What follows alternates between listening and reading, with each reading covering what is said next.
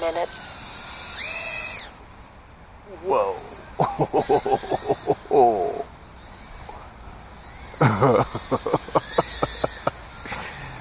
So if you've been hearing about the power of the Mobula7, well, I can confirm that those reports are accurate.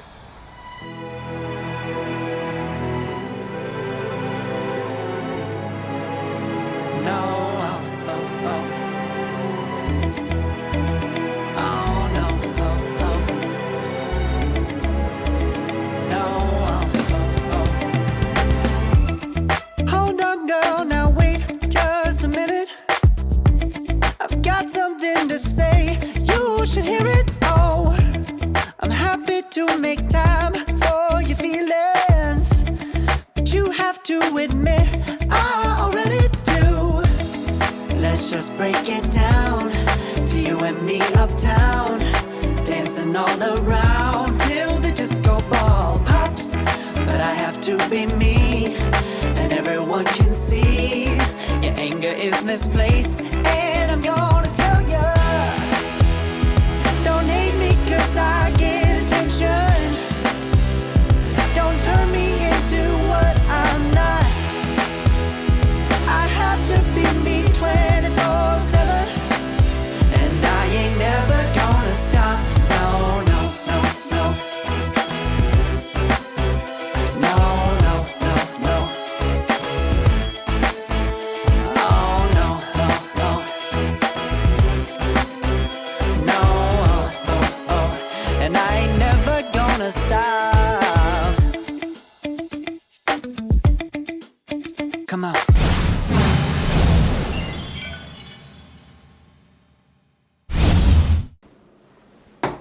Hey y'all, let's take a quick look at what comes in the box. Now, I received the basic version. It also comes in a standard version. The main difference between the basic and the standard versions is the charger. You get a much nicer charger with the standard version. Anyway, first thing you see here, we get some stickers. Now I've actually started using stickers that I get with drones. I just stick them on my cases and storage bins and stuff like that I keep batteries and stuff like that in. Then you get instructions. Okay, out of here. We got a full set of replacement props. These are 40mm 4-bladed props. See that? Prop, tool, screwdriver, and this thing here. I'm not gonna lie, I don't know what this is for, but you get one and you get some extra screws. Now you're getting 4 250 milliamp hour high volt batteries. So these are 4.35 volts. 4.35 volts, 250 milliamp hours. And this comes with the JST 2.0 connector. Now you're getting 4 of these batteries. They're 1S, of course, but it's really just 2 sets because you use 2 of the batteries at a time as an equivalent to just one 2S battery. So there's the other one. The other 2 are underneath the quad, I think. And you get this dinky little charger. So you can charge 1.25 and then the 2.0. It's just USB. All right, now I actually recommend that you get yourself a good charger if you don't have one. Let me show you what I use here. Now this is what I use. I've had this for like 2 years. Never had a problem out of it. Works great. I'll put a link in the description box below if you're interested.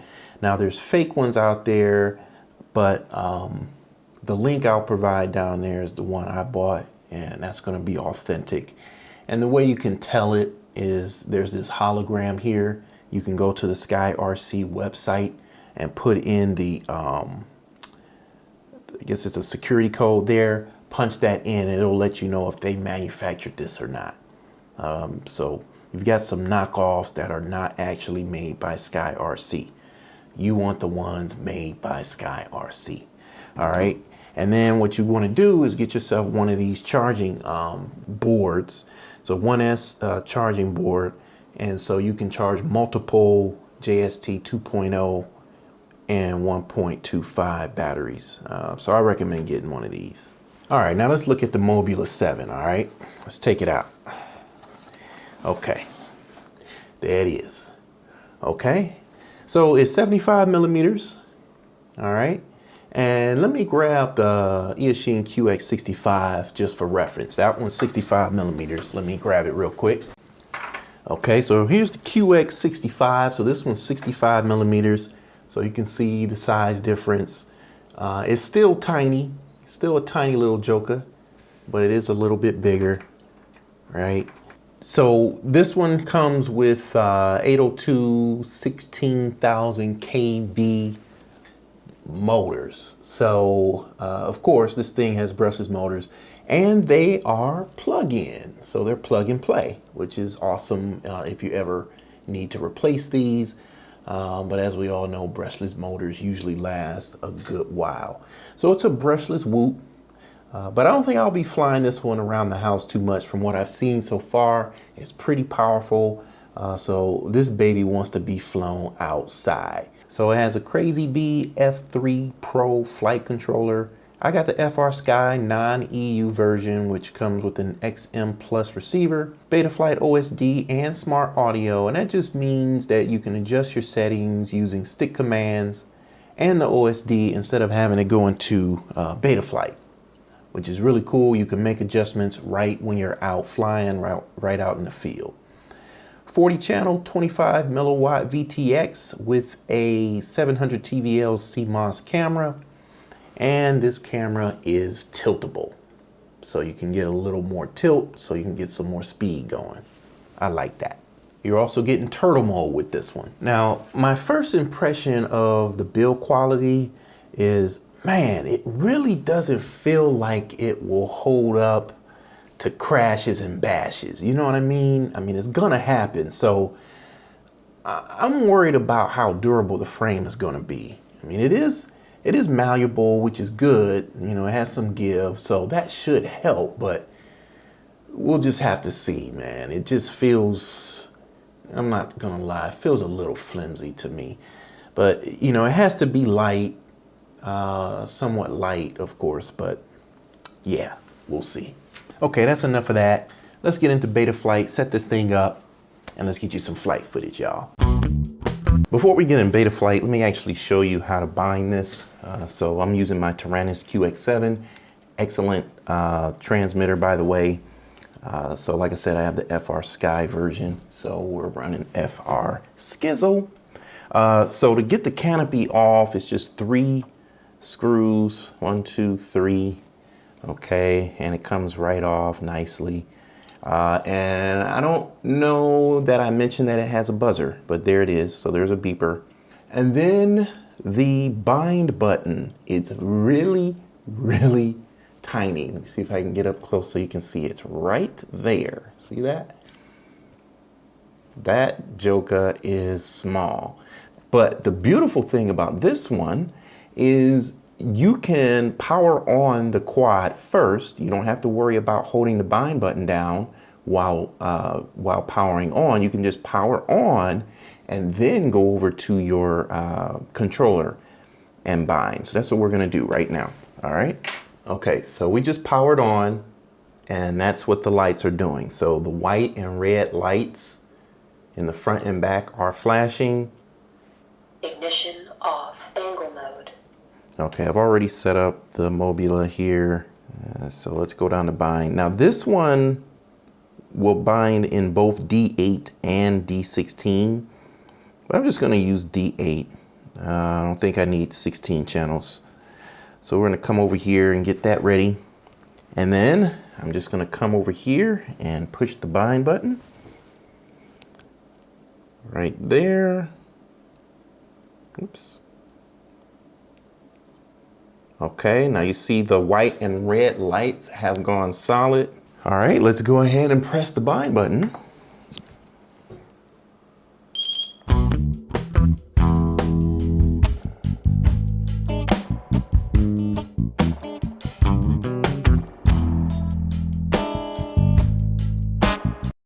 Okay, quick parenthetical insertion here. I'm actually going to recommend that you do switch this from FrSky X to FrSky D because you're going to want to use D8 mode if you run into the same problem I did, and you're going to see that in a minute. But I went ahead and switched this to FrSky_D. That allows me to bind in D8 mode, and that's going to correct the problem that you're going to see in a few minutes. By the way, to get access to the micro USB port, you have to remove those batteries. You can see the batteries cover it up. I was looking around this thing, I was like, where is the micro USB port? But there it is, right on the bottom. But anyway, let's get back in here. Let's get it back into bind mode. Maybe I can do it with my fingernail. There we go. All right, so we're back in bind mode. The white and red lights are solid. Bind, let's see what happens. There we go. So you can see that the white and red lights have started to flash now. Okay, so we're gonna stop our bind. Okay, so let's get in Betaflight, and then we're gonna get outside and fly this thing. Okay, so here we are in Betaflight. Now, one of the first things I recommend that you do is download your CLI. So do a dump. I'll show you that in a second. Let's go ahead and connect. Now, one of the first things you're going to recognize is due to the micro USB port being on the bottom of the quad, it creates a challenge in trying to calibrate the accelerometer. Okay, now you can balance it like on the edge of a table. That's what I've done, and that seems to work okay, but yeah, not a big fan of when they do that. But anyway, go to your CLI, do a dump, and what this is going to give you is all of the stock or all of the original settings. So you're just going to do a dump and copy it. Copy up to there, and then bring it over to your text file, save it. Okay, now that that is out of the way, let's get in here and get this thing set up. I don't Telemetry like that. lost. Telemetry recovered. Okay, I hope it doesn't do that all day. Telemetry lost. Telemetry recovered. It Telemetry might. lost. Telemetry recovered. Telemetry lost. Telemetry recovered. Will you Telemetry cut it lost. out? Telemetry. Okay, so it actually did not stop giving me that warning. Telemetry lost, telemetry recovered. Say that fast 3 times. Okay, so I alluded to this earlier. To fix that, or to remedy that, you're going to make sure you've bound to D8. So make sure you switch this to D. The other thing that I found is changing these frequencies here. So I think it comes like this, 8 and 2.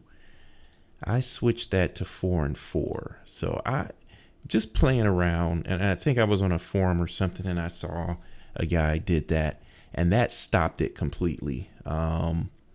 So I'm just going to walk you through real quick all the other settings, but then we're going to go ahead and get this in the air. But that's kind of a known issue with that telemetry lost, telemetry recovered. Jeez, I'm tongue-tied on that.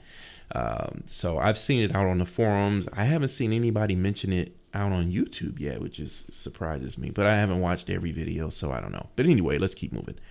Okay, so I like my motors to spin up when I arm the quad, so I turn that off. You don't need that on. Telemetry. I even seen some guys say you should turn this off to correct that problem, but I didn't find that I needed to. I did turn anti-gravity and dynamic filter on just for some later adjustments if I want to make. And I didn't touch anything here. What else did I do? I didn't do anything here, but I'm showing you this just so you see what the settings are. Stock, fail safe. Didn't do anything here. Drop is what I like. PIDs, I'm not going to do anything there, but you can see what they are. Stock.